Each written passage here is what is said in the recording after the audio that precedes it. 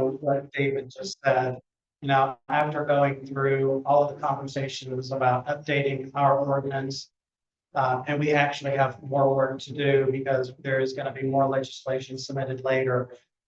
Those are going to be about tree preservation methods or standards.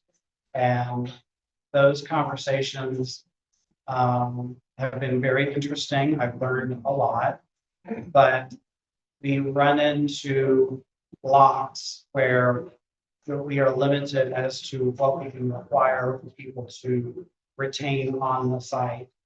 And so it would be nice if, just like David said, if there were standards from that would be the overall arching standard for what needs to be saved on the property, and then build according to what should be saved and what's is primary importance of keeping on the site.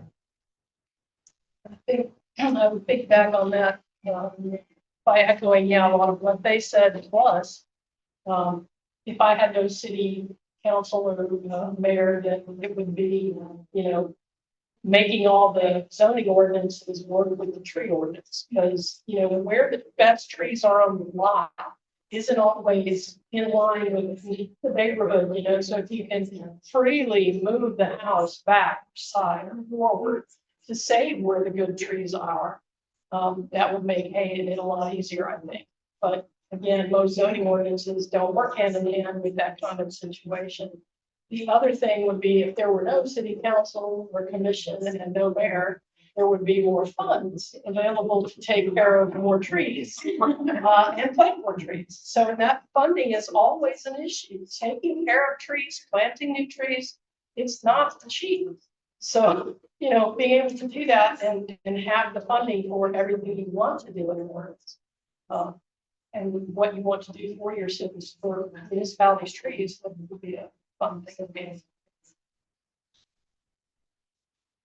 Okay, I'm going to try to give a political answer here. But we do need the city council and mayor and stuff, unfortunately, because they are the voice of the people. So I think it is good to have that input from the community and to know what the community wants. We may not always see eye to eye, but I think it's good to have that input.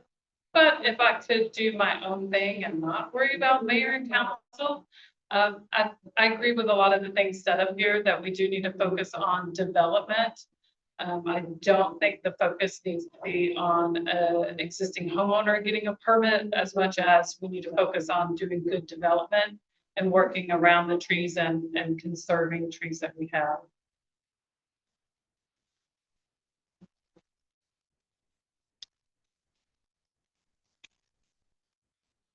What is the most common violation of the TPO? Well, I can answer that pretty easily. It's tree removal without a permit. See, and for me, it would be encroachment of tree protection areas. So I don't have as much removal without permit, but I get a lot of people that take that original location of the fence, go in there and clean out their paintbrushes. That's where I'm gonna stack my equipment. That's where, so getting them to stay out of.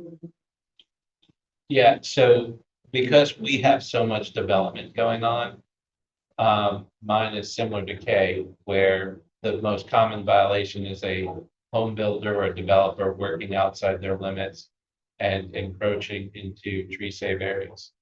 However, we also do have a lot of removals without permits, and we also have pruning not in accordance with our code.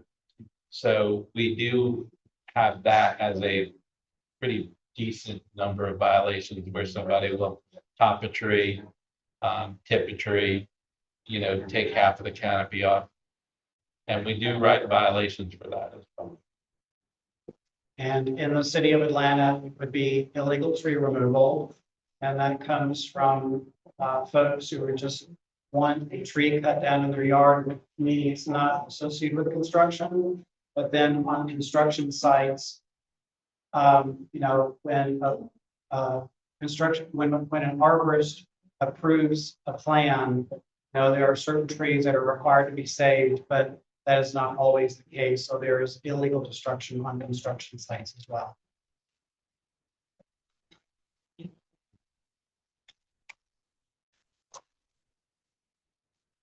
gets charged with the TPO violation?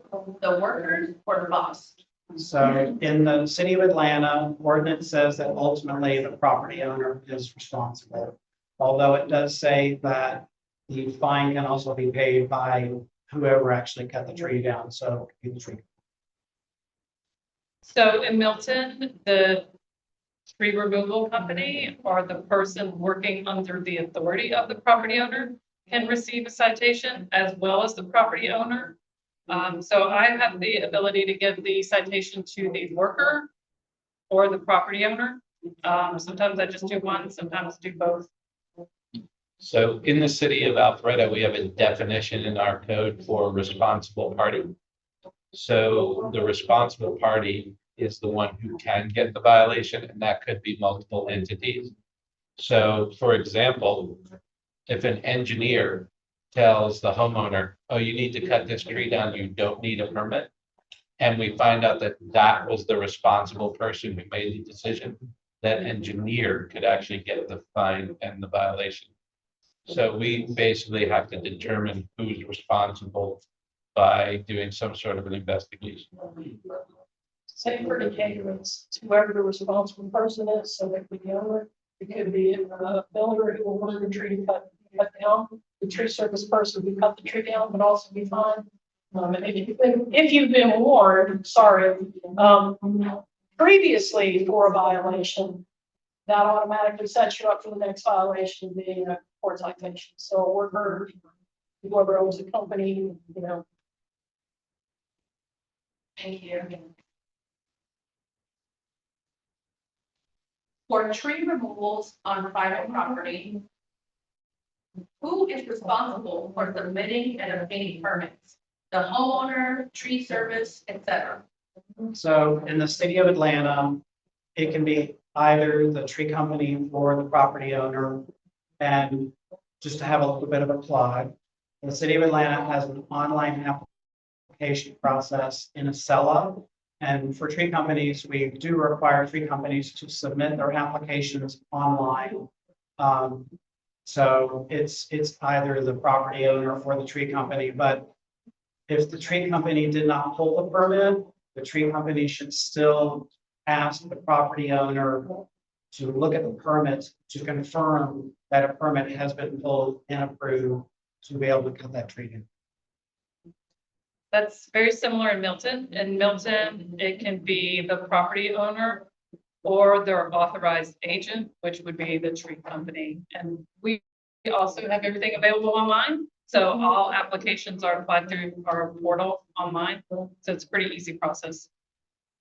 Same thing in Alpharetta. It can be the homeowner, it can be the tree company. I always tell people that my preference is the person that knows the most about the trees they're cutting down. So the information they give me is correct. We also have an online portal. We do not accept paper applications. It is only through our online portal. Yeah, that's it. And it's the same for Decatur. The homeowner can pull the permit. It is all on computer. If they have trouble accessing, they can come in to our office and we have computers they can use. Also, the homeowner can, assign an agent, the tree company, their tenant if they're not in town. But the assignment of who's going to be responsible for the permit has to have an agent in writing. So it has to be a written statement. Georgia's a contract law state, which means what you say doesn't count. It has to be in writing. So same with all permits, when it is on that. Oh, okay. Really long. Tree protection as part of overall environmental protection and development plan reviews makes sense. Are there required green space percent per land parcel of site analysis for wetlands and uplands and wildlife and trees required for development plans? So in the city of Atlanta, and I may have to ask you to repeat, but in the city of Atlanta, there is not a requirement for green space to be saved, but we do have stream buffers And in stream buffers, only 10% of the DBH of trees are allowed to come out. And that's when you're looking, or you're taking into account the trees that are actually in the stream buffer on the property. So there's that restriction. Yeah, I would say a lot of green space requirements actually fall under zoning. Sometimes, zoning requires a certain percentage of green space in a new development, mostly residential. The tree ordinance does have certain regulations of no tree removal in an undisturbed stream buffer as well. So those areas will always remain conserved, and we also kind of restrict floodplain and wetland just under the state requirements. The state doesn't allow it, we don't allow it either. So a lot of that stuff falls under kind of state protection. Milton did increase the state stream buffer and added an extra 25 feet undisturbed, so you have a total of 50 feet undisturbed for any stream buffer. I think a lot of municipalities have kind of adopted that. And then you have a 75-foot impervious setback on top of that where you can't add structures and impervious. So we do have stuff in place for stream buffers that the tree ordinance kind of goes hand in hand with. Yeah, so in the city of Alpharetta, we do have, for new developments, we have requirements for open space, civic space, and things like that. That doesn't necessarily mean it has to be a conservation or an undisturbed area. However, we do have the similar stream buffer protections in our code. It says trees in a buffer are protected, you can't remove them. On top of that, we have zoning buffers. So we may also have a zoning buffer that would be like, say, 50 feet between residential and commercial.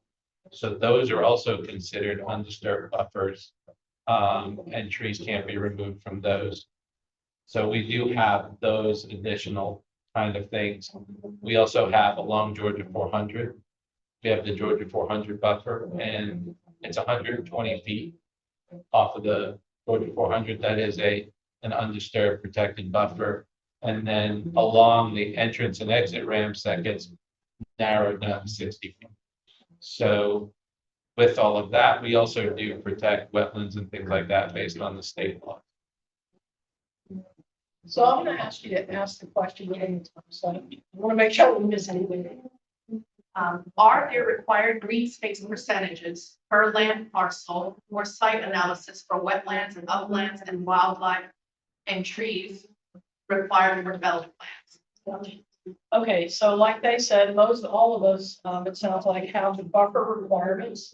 I know Decatur has an overall stream buffer on either side of the stream's rested edge of vegetation of 75 feet from that is considered buffer. They can apply for a variance to build into the 25 with like a patio or something. But as far as that 50-foot, that's no disturb zone. You may have to plant back trees into that if there's not enough. There are also zoning buffers set into the code.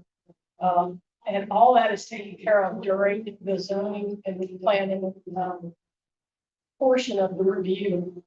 First step is to meet with the arborist and determine what all the trees are on your lot, what buffers may be there, and see what it is that you want to do. It also depends on how the property is zoned. Residential properties have to save indicators in the ordinance 75% of the canopy from trees in fair or better condition. So the key is to have the ratings done first. Find out what condition your trees are in. If you're going to save trees, we'd rather it be better trees all the time. And then after that, once that's met, then you can plant back a certain amount. And, but there's no set, green space that has to be dedicated with each development ordinance is kind of built in. I think with all of the buffers.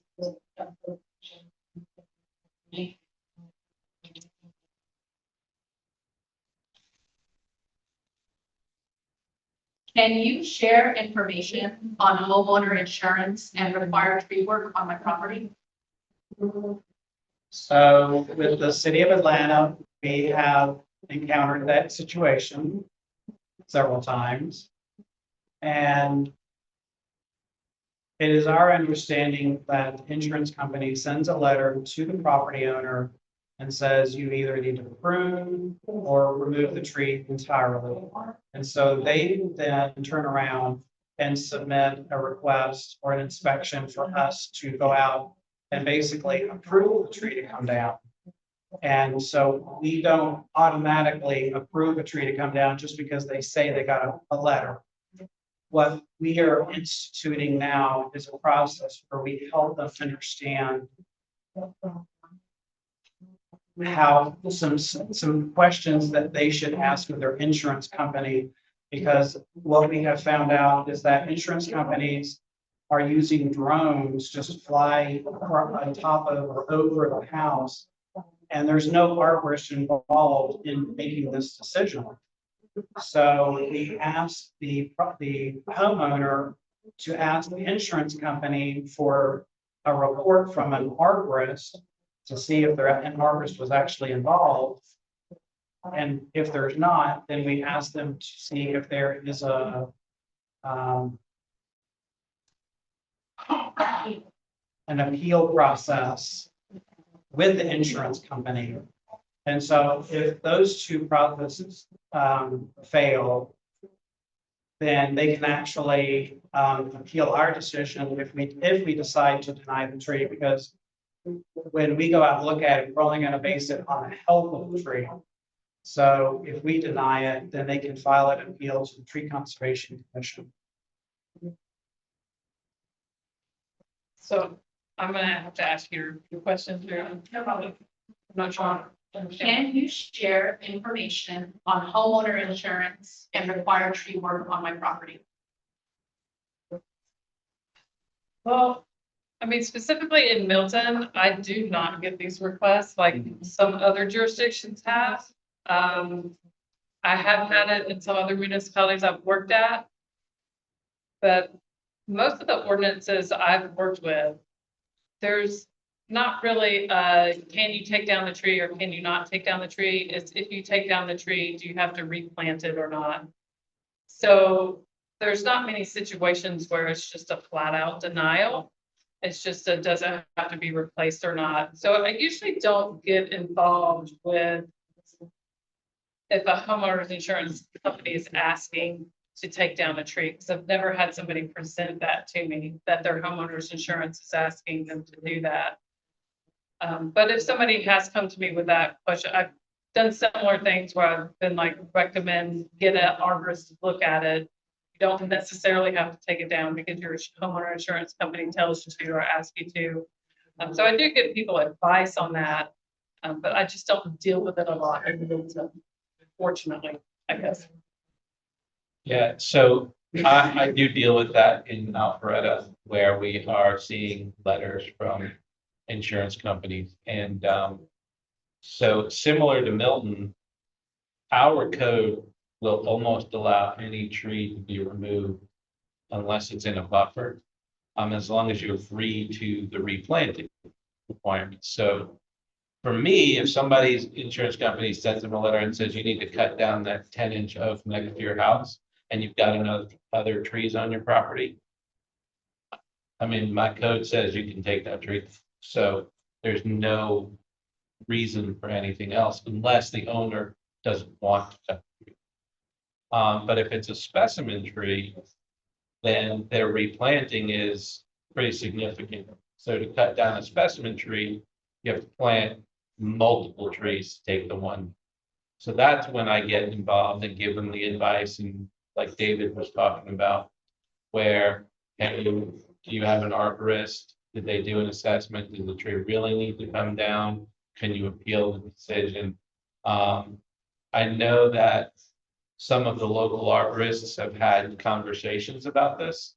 We've worked with the Georgia Arborist Association, with the Georgia Forestry Commission, with the ISA, and even with the Georgia Tree Council. And we've got some documents that were put together to help residents and tree companies understand what they can and can't do.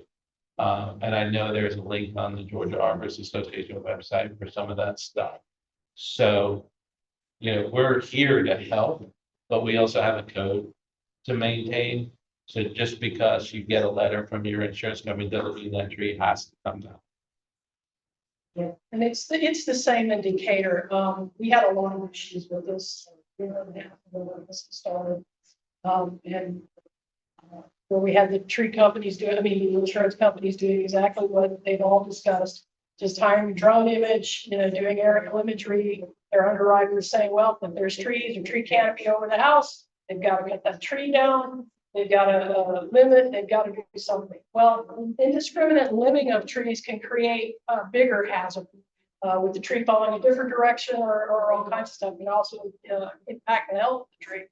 So for Decatur, with our ordinance, you can't take down healthy trees without, unless you have an arborist that has said it's, in moderate or higher risk of failure with a target present or untreatably diseased or untreatably infested. Right, so taking down healthy trees is really not allowed in Decatur's code. And we have a much stricter canopy requirement on our lots. So we kind of got together with other folks in the industry, and that's how we got the information that we now have on the websites for GAA and the International Society of Arboriculture, and GAA is the Georgia Arborist Association. Everybody go. You're all here. Hopefully. But anyway, yeah, and so that's how it works. We don't want to create a situation where, because an insurance flyover is going to ask you to prune trees and create an even more unsafe tree. But at the same time, we want you to take down the trees that are in bad condition. So it's kind of a balancing act, really. And we can give you a letter from Decatur that says that, the tree is healthy, and if you take it down, it's a violation of the tree protection ordinance, tree conservation. That's kind of where it sits right. It is up to the homeowner really to get involved and say, let me get an arborist. That's what seems to have helped the most with the insurance companies, is hire an independent arborist to check the condition of your tree, see how much pruning can be done without impacting the health of the tree. Or is it really in bad condition and does need to be done? So that's what we always suggest, is that someone be independent certified.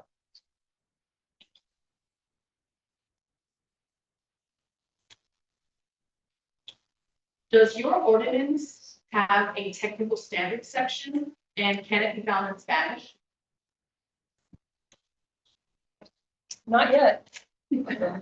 Right now, we just redid the ordinance itself, and the next step is what is our administrative standards is being changed over to Spanish and will be available on our website. Actually, we brought the QR codes that you can scan to get to the information in Spanish on our Decatur website. So it should be available soon as well. Yeah, so we have what we call our guidance, our arborist guidance document, which is kind of our technical standard. It's going to be updated and added to, but no, it is not in Spanish. Not yet. Not yet. Not yet. In Milton, we have the tree conservation manual that is similar. It's a technical guide to how to calculate your canopy, how to measure your tree, all that fun stuff in there. It is not available in Spanish, but that's something that we should explore and look into. And in the city of Atlanta, we don't have anything in Spanish, but we are definitely going to be looking into that. We do have several public-facing documents on our website. Some of them deal with what needs to be on a tree protection plan, how you handle fence permits, how you handle demolition permits, what the posting process is.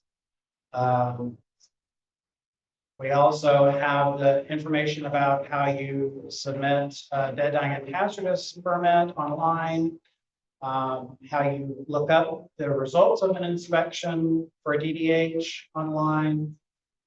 So we have numerous technical standard documents that and they're categorized in folders so that you can kind of just see, so you can hopefully easily find what you're looking for.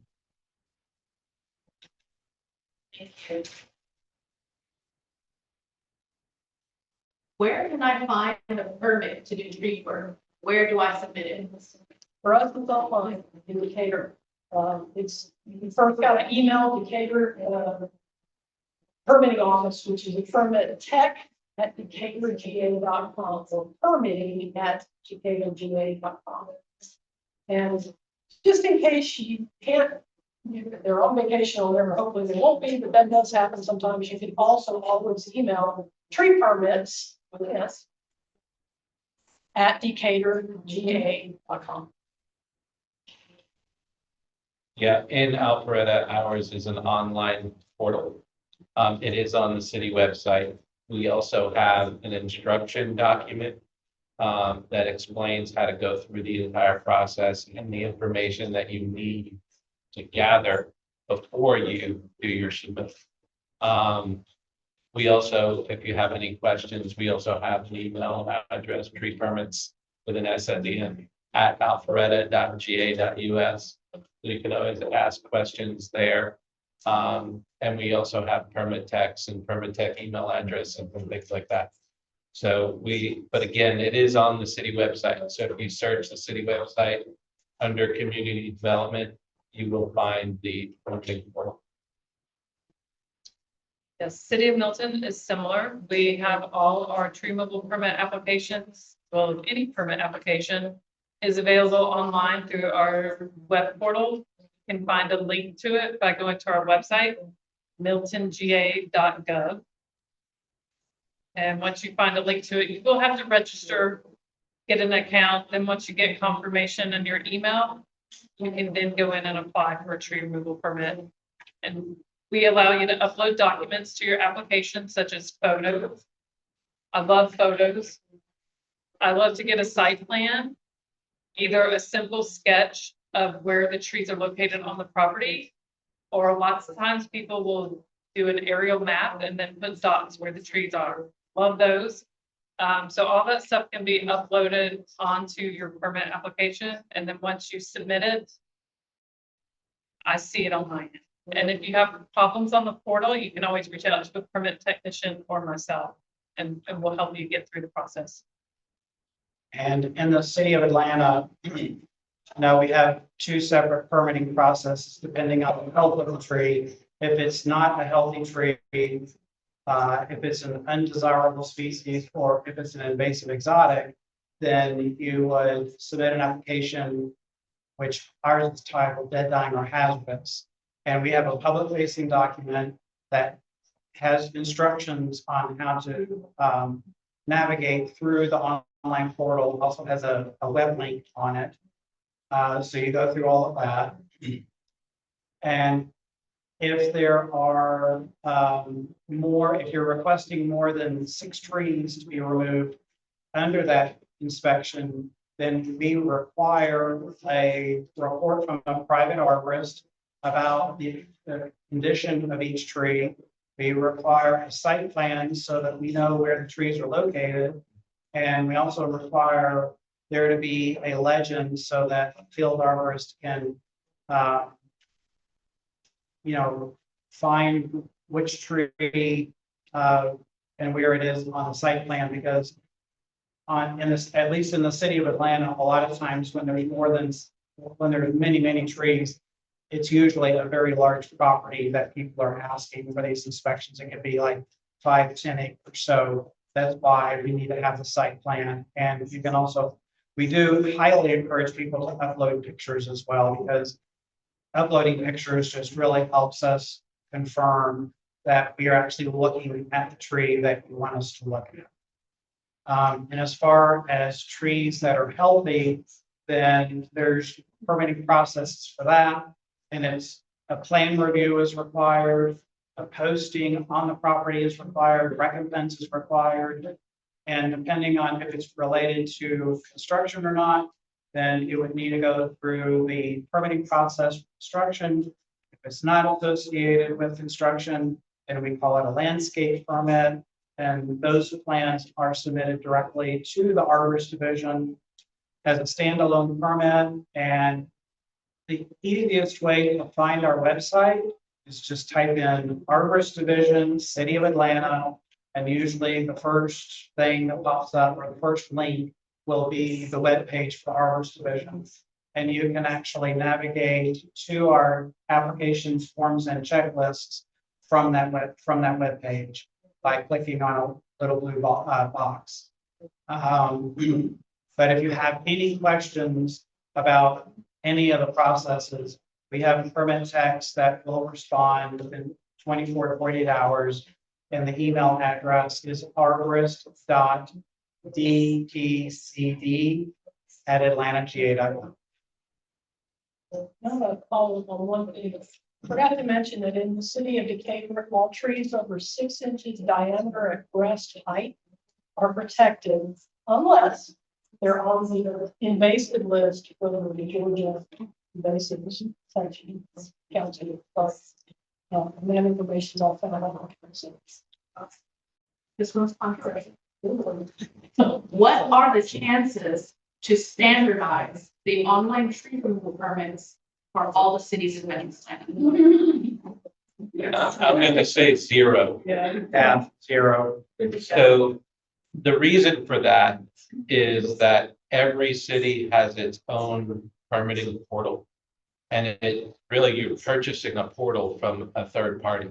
So if they were standardized, that would mean that every city in the Atlanta metro area would have to go with the same company for their online portals. And that would never happen. And capitalism would never let that happen either. Well, and each city has its own character, its own flavor, its own unique situation. Like in Decatur, we're about built out. So any development or goes on, it's really redevelopment. So, and the people in our 4+ square miles really like their trees. So remember, your citizenry drives your ordinances, right? They're the ones that for up to 3 years, everybody inputting to get the ordinance we have now. And so if you try and do one blanket, city of Alpharetta's probably got more undisturbed land than we have, that would be development. And how are you going to balance all that? Whose way to save trees is not, Yeah. it's hard to paint everything with one brush. I think that's why it would not happen. You also need to look at the demographics of the city. So something that could get passed by the city council in Decatur may not be something that could get passed in the city of Alpharetta. So it's what Kay said is you look at the citizenry and see what they want, and your ordinance really should be designed around your resident. Yeah, and I've actually been asked this question before. So, and I think your points are both correct and spot on. I mean, it's not gonna happen just because I think every municipality wants to have its own definition of what it is, and they have their own view of what they want and what they do. And I don't know about you guys, but one of the things I hear a lot in my office is we don't want to be like such and such. We don't want to be like such and such. So everybody wants to have their own unique stamp on things. And so it's just like everybody having the same zoning ordinance. That's just not going to happen because not everybody's going to see things the same way and not everybody's going to want to do things the same way. So I get the industry wanting it to be the same, like you want to be able to go into a city and know the rules right away. And you want them to be the same everywhere you go, but it's just not likely to happen. Yeah, I just would echo what they say. And as far as the city of Atlanta, just one thing, why it wouldn't happen again is because we have different standards. So like in Decatur, trees that are 6 inches and larger are required, are regulated. Well, in the city of Atlanta, hardwoods that are 6 inches and larger and pines 12 inches and larger are regulated. So again, there's just different standards for different municipalities. What is the difference between the critical root zone and a structural root plate? So in the city of Atlanta, the critical root zone are the smaller roots that absorb water and nutrients. and they go out farther than the structural root plate. And I know that, and again, there's differences in different municipalities as far as how far out that critical root zone and that structural root plate go. The structural root plate are the larger roots that are near the trunk of the tree, and those are the roots that help hold the tree up against wind throw. So we have tables in our public facing documents as well as in the tree ordinance itself that says how far out the structural root plate goes.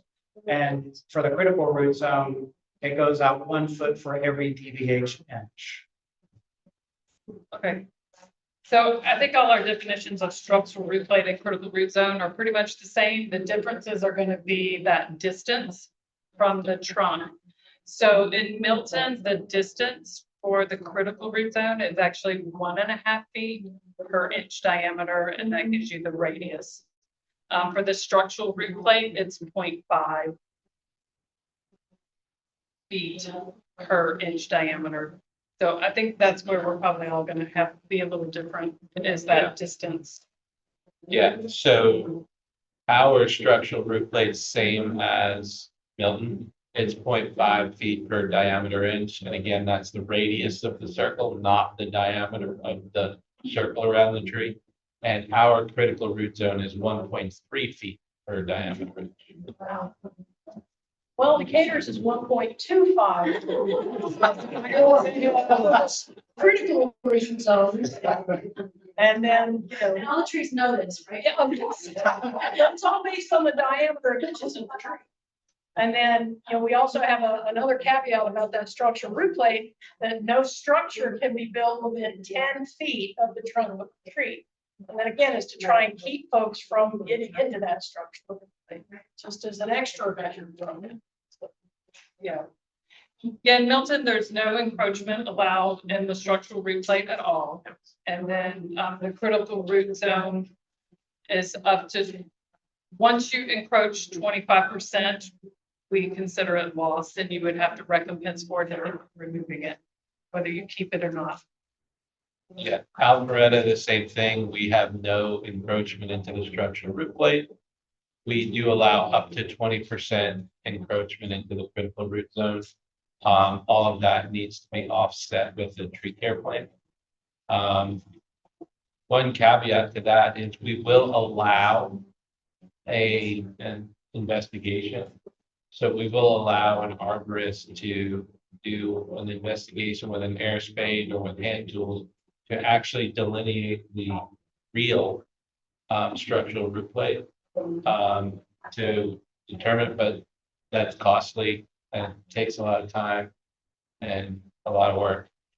Yeah, but we will allow that if the applicant really wants to do that. I was gonna say, we're the same, it's 20% impaction to the critical root zone unless you have a certified arborist that has written a tree prescription that we concur with after looking at the tree and the prescription. Those trees are all different, almost like people, they're all different. Different others.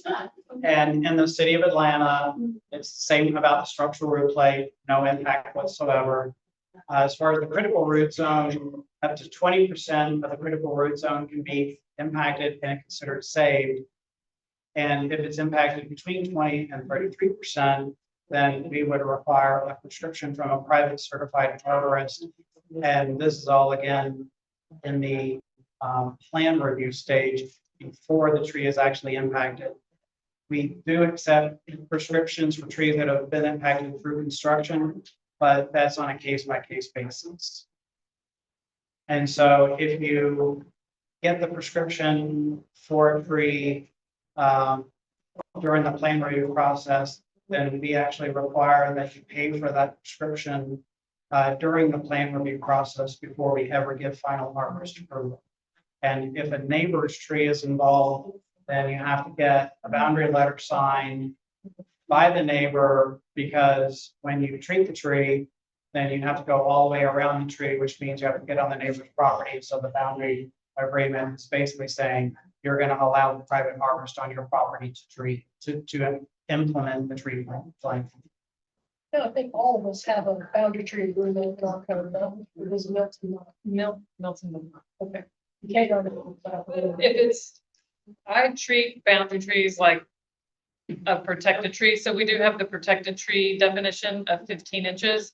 So if you are removing or encroaching the critical root zone of a protected tree, you have to have a permit. And if that tree, even if that tree is on somebody else's yard, so if I see construction that is impacting a protected tree, I say they can't encroach the critical root zone without written authorization from the owner of the tree.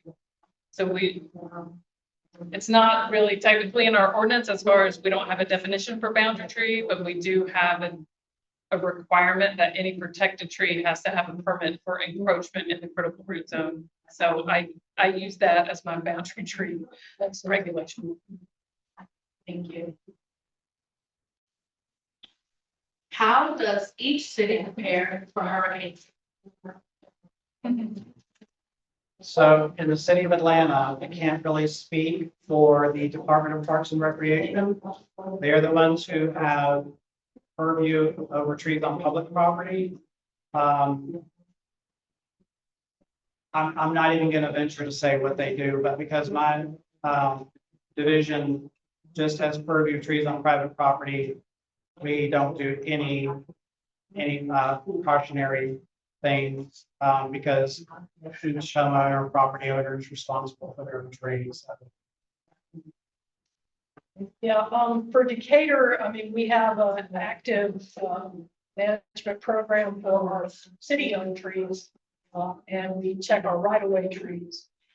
So we do proactive pruning, trying to get the trees in better shape, which proactive pruning is really just making sure the dead limbs are removed.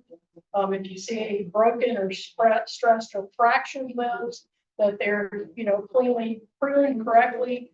And that seems to really have cut down on the amount of trees that we have failing there. Of course, like I said, being a smaller city, we were able to do a full tree assessment on our street trees and took out most of the ones that were in poor condition already. And then we kind of going back and just checking them yearly to make sure they stay good. So those cut down a little bit, but if that's stuff that's done on a year long, as opposed to just, oh, the storm coming quick, let's go. You can't really run a city program that way. So it's being proactive all year long. It really helps. Trying to get that message for our homeowners.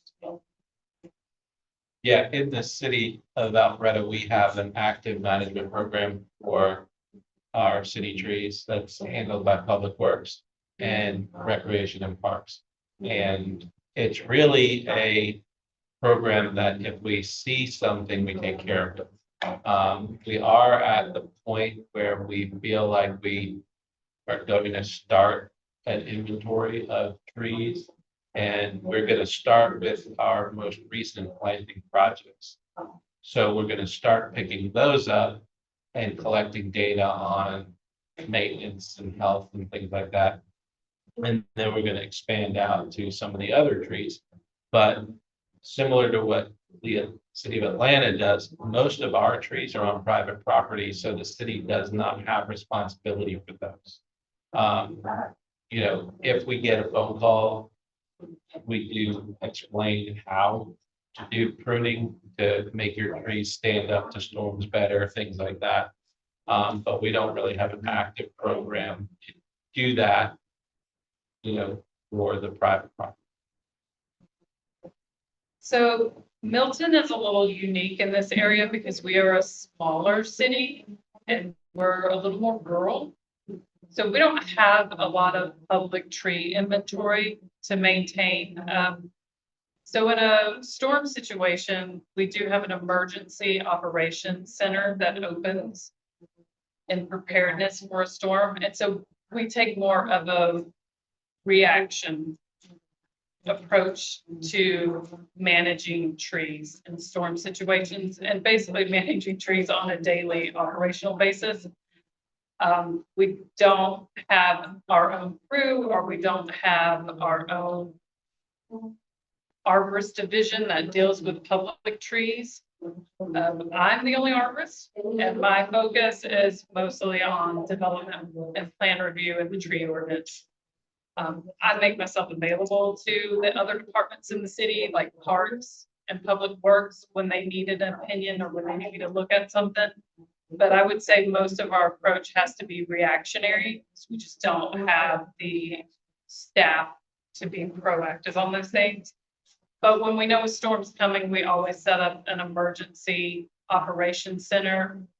And we will go and clear roads as we need to. Most of the subdivision roads are private roads, so we get to avoid those and let them deal with it. But that's kind of our stance at this point, is being reactionary. And this is a question specific to the city of Atlanta.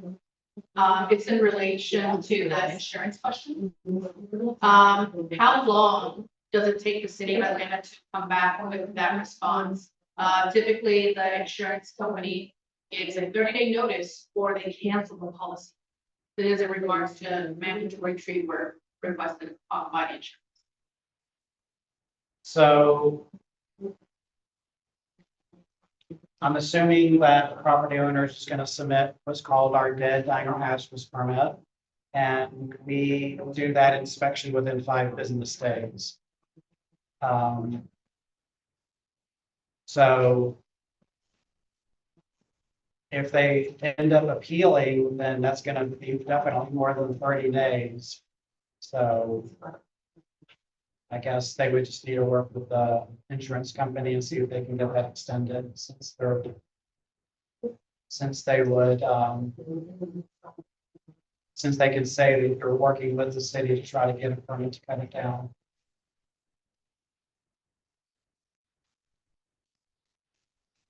Thank you.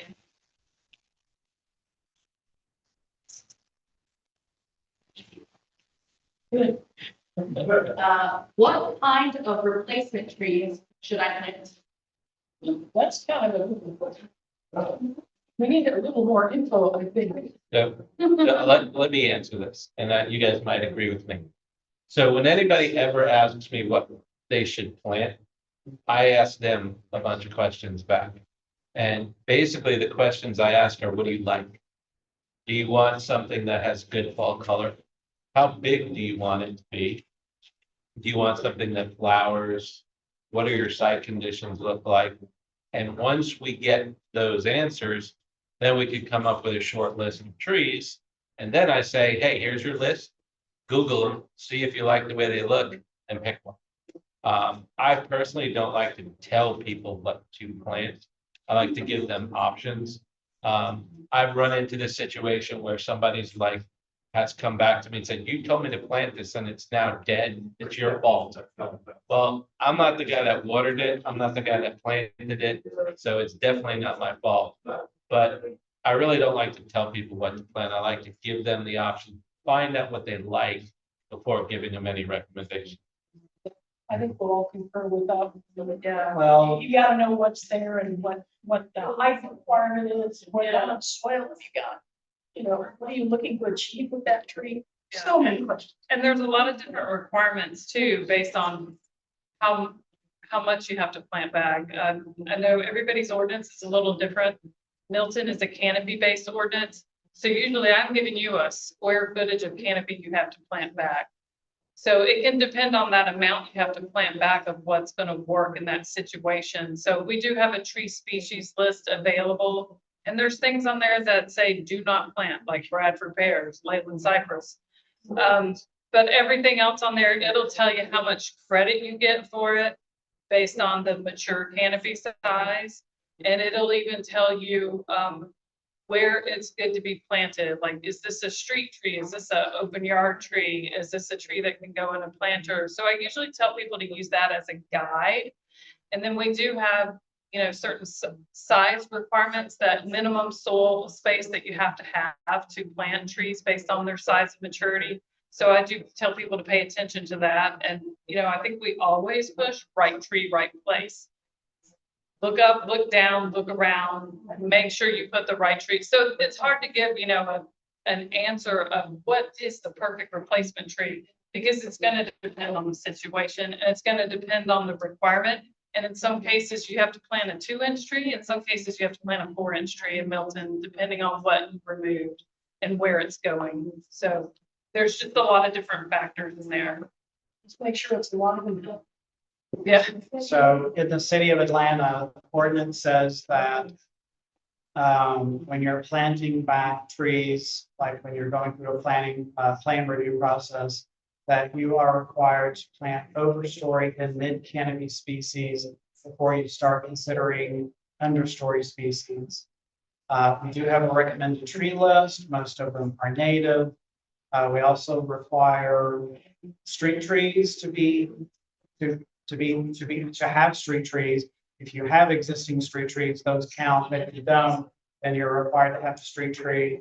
And again, it's the preference or the requirement is to consider as long as there's space and you have to consider overhead power lines, but you have to plant overstory mid canopy as long as there's space. But in some of the older neighborhoods or in some of even where new houses are built, sometimes the houses are so close to the street, there may not really be room for a large tree. So of course, space is a big factor. So we would allow understory species to be planted in those situations. But we do have a density requirement. And it's based on DBH inches per acre, depending on the zoning category. And I thought there was something else that you said that reminded me of something to say. Anyway, I can't think of what it is right now, but yeah, we require overstory and understory to be planted before it. And usually there's like requirements on, you can't have a certain percentage of one species, stuff like that. We want to have a mix of species. We don't want you going back and planting just all metal oaks. We usually want a mixture of species to kind of avoid that monoculture. Yeah, we have the same thing in our ordinance. Most of those. Okay, so for these last 5 minutes or so, we're going to open up to live questions. If you have a question, just raise your hand. We'll call on you. You can ask to specific municipalities or it can be a general question that everyone answers. So if anyone is brave enough, begin. Yeah, as a city arborist, you get a permit and you approve the permit, say there's 3 trees that want to remove. A tree company goes to the property, the homeowner comes up and says, well, while you're at it, you remove that tree, you probably see that, but there's no real follow-up. We both probably don't have time to follow up and see what they actually do. How do you work in that? Or you just- Well, in certain neighborhoods in the city of Atlanta, people are watching and they will call us and say, they'll call us just to say, hey, they're removing trees, do they have a permit? But some people will self-educate and kind of know which trees have been approved because our permits are available online and they can call and tell us and say, hey, 2 trees were approved to be removed, but they removed another tree. Generally, you don't have time anymore. No, we don't go back out and. Yeah. We do, being only 4 square miles, we actually now hired a second arborist and now we can do that. So our permits, once you apply, you get approved. You also have a follow-up inspection. You ought to verify, we put out a sign before you start. It says it's tree permit approved. And then we go back out to make sure the correct trees were taken down and only those trees. And you also have a replant requirement. So you got to put new trees in. And we do a follow-up to make sure those are. Yeah, so in Alpharetta, when your tree removal is related to land disturbance, we have an inspector that visits your site weekly for erosion control and limits and disturbance and all that kind of stuff. So they're there knowing if you only cut down the right trees.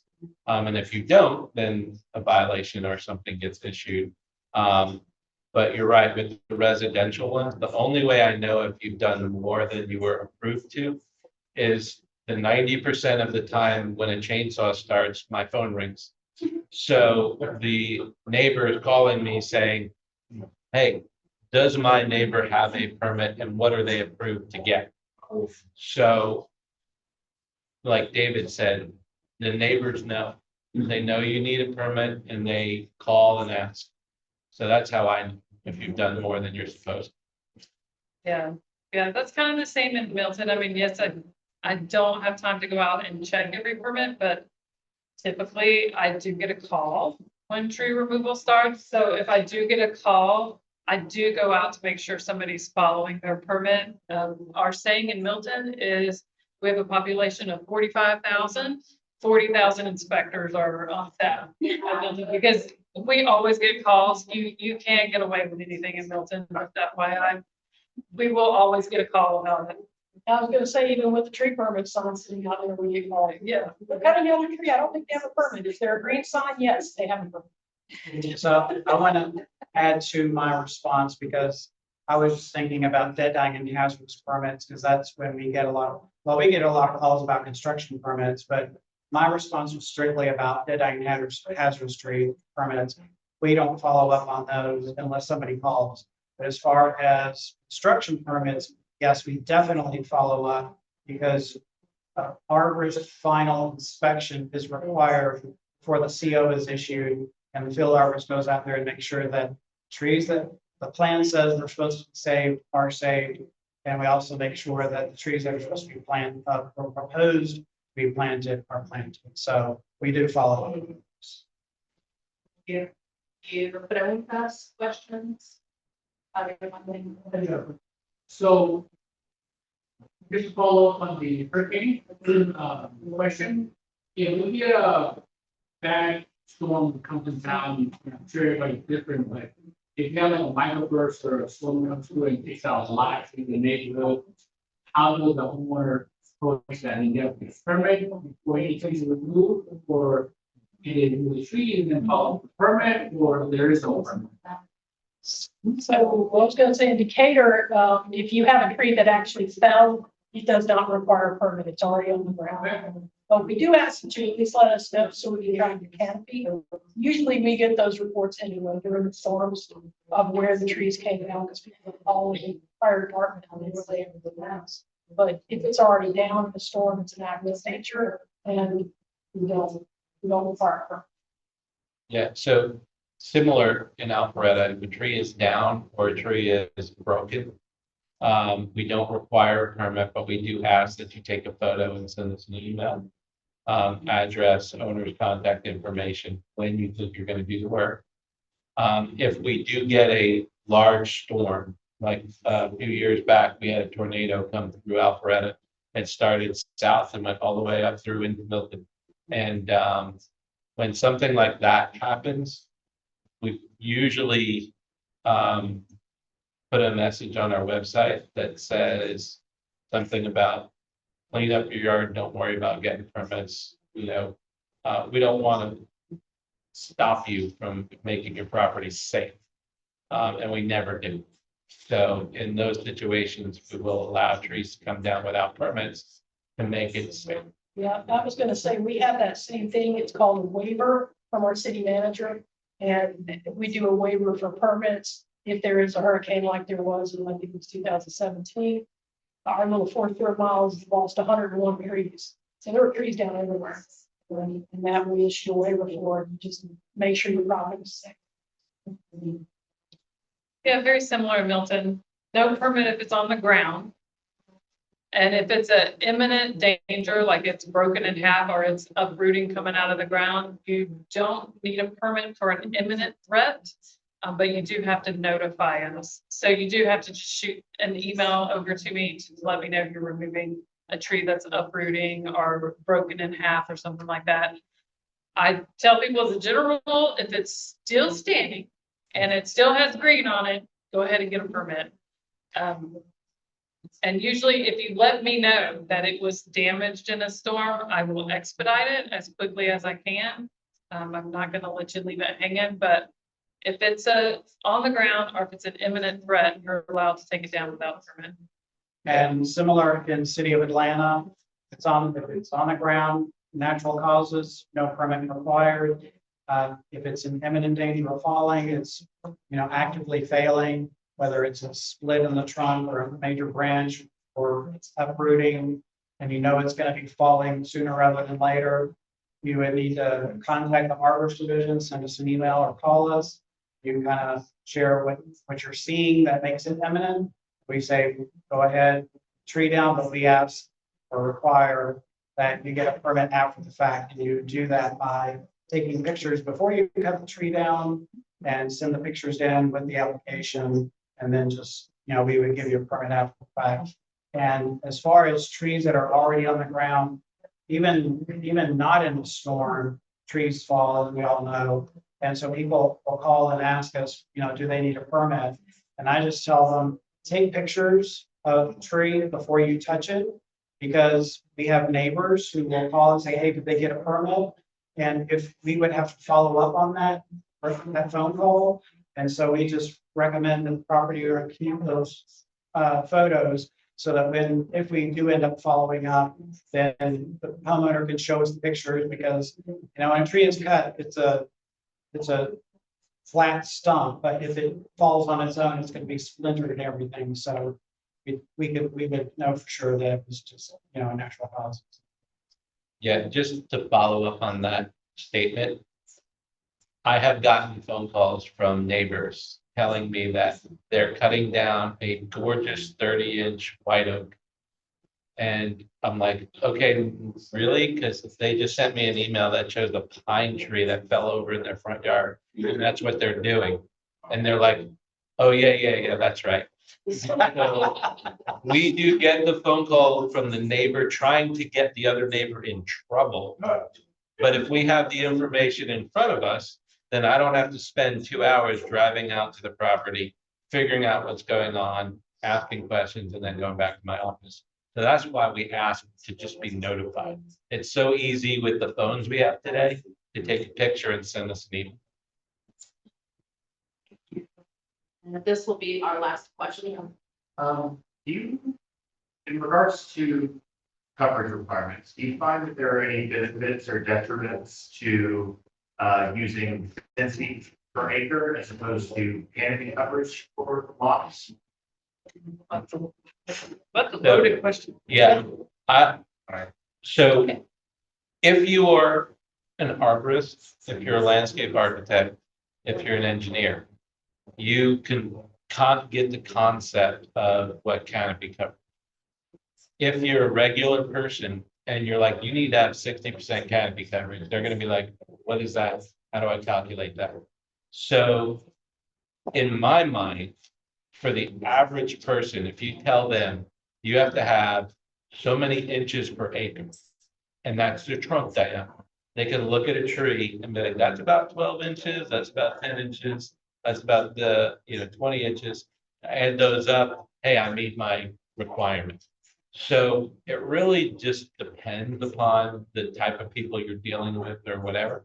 So with that said, for detached single-family residential properties in Alpharetta, we allow you to do a canopy coverage calculation or an inches per acre calculation.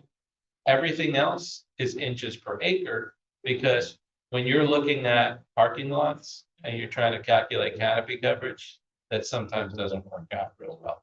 So if you are looking at a full property, inches per acre for us, for me, works a lot better. And I'm gonna go on the opposite end of that spectrum, because I've worked for municipalities and counties that have used inches per acre.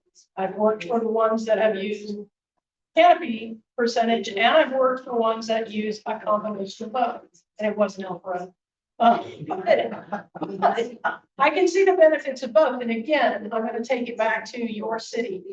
Determining canopy when you're using your GIS maps is not that difficult. Most GIS has gotten really good. You can pull the polygon around it for square footage. Most people know what the dimensions of their lot is. And if they don't, again, you can use that same measurement tool to determine that without a bought survey. The easier thing for me is we can count canopy, because the imagery is available for all of us. And that way we can track the canopy a lot easier. I can't make you let me come onto your property and count how many inches of trees you have. So in that kind of ordinance, which is great if your, focus is inches per acre on just what you rebuild. But if you're going to track your whole canopy, then it's easier to do it through and canopy imageries. So we found a way to make it work. It can work, and we do trainings on that all the time. Yeah. We have the stuff available. But Yeah. both can be good. It depends on what your city or your county really wants. And how it's written. Yes. Because I've worked with both ordinances as well. Milton is currently using a canopy ordinance and I like it. But I think you have to know what you're doing when you write it, and you have to write it to what your goal is. I also worked with a density ordinance, and I will admit it, I hated it. Because you usually ended up, it wasn't based on real life situations. It was kind of based on, I dare say, old forestry practices. And your density unit requirement would be way more than what the site could ever hold. So it ended up with people overplanting or not being able to plant. Of course, then I got more money in the tree fund, so I guess that wasn't too bad.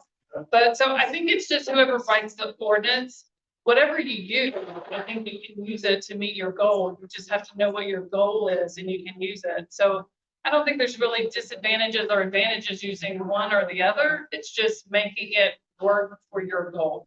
Yeah, one of the things I want to add is, depending upon how you're calculating your canopy coverage, if you're looking top down from an aerial photograph, you may have a property that has 100% canopy coverage and not one of those trees is on that property. So that's another reason why when we do our canopy coverage, it's based on the trees that are rooted on your property. And so is our inches per acre. So you can't look at an aerial photograph and calculate it, because it has to be the trees that are rooted on your property. Yeah, our code covers that too. You can only count canopy from trees on your lot. So it kind of works in, you want to know the DBH of your lot, the inches per acre. One of the overall. And in the city of Atlanta, we have never had a canopy ordinance. We talked about it when we've been in discussions revising our ordinance. But since I've only worked in the city of Atlanta, I don't have experience, so I think they've explained a lot of the pros and cons, but I can't really provide that. But one of the things that we considered was, if you do it by canopy, then we would need current images, and the city of Atlanta is so large. We were just like, how do you keep up with current images? Because, there's people who cut trees down illegally, and so they could give us an image from 5 years ago, and they've cut 10 trees down the property, so. Yeah.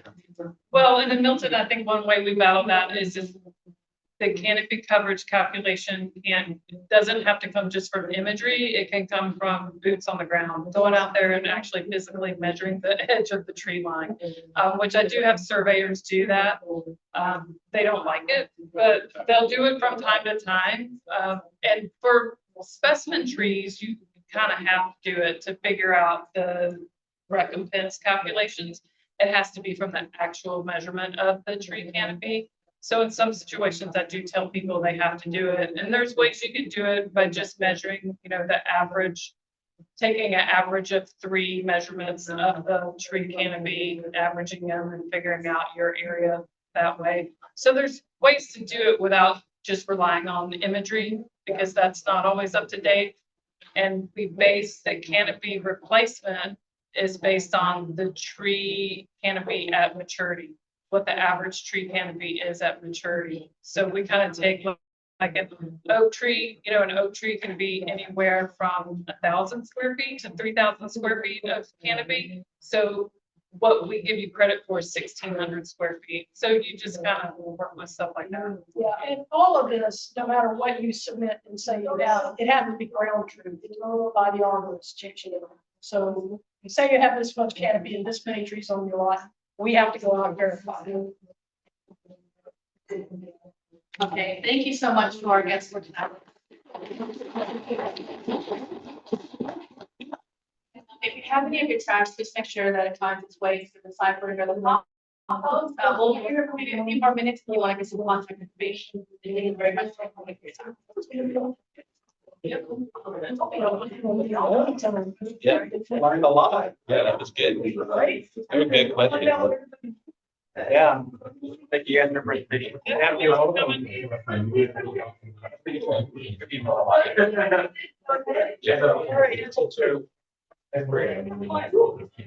Turn my. Right, and I guess it's great to meet you guys. And then, you walk over. I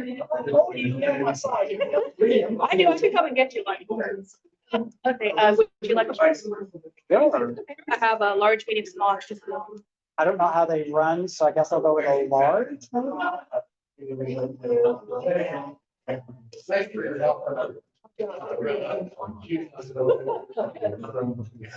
Yeah, that's good. Probably do a large too. If I can do it. Okay, ooh.